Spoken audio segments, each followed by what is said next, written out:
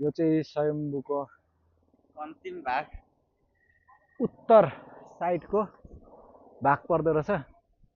यसलाई चाहिँ आनन्द कुटी बिहार भनेर भनिने चलन रहेछ।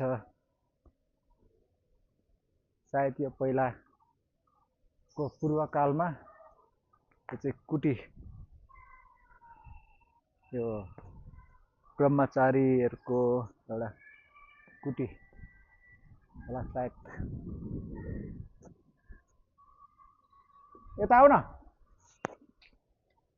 यो कुटीको स्तम्भ रहेछ यो चाहिँ।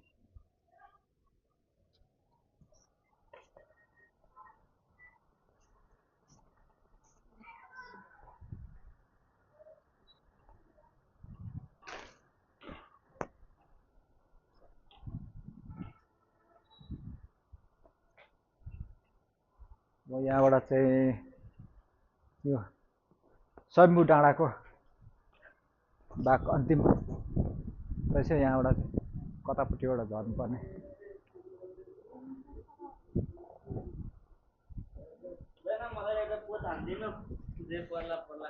अब हाम्रो दुईजनाको यात्रा साह्रै गलियो। अब केही छिन विश्राम गर्नु पर्ला यो आनन्द बिहार कुटीमा चाहिँ।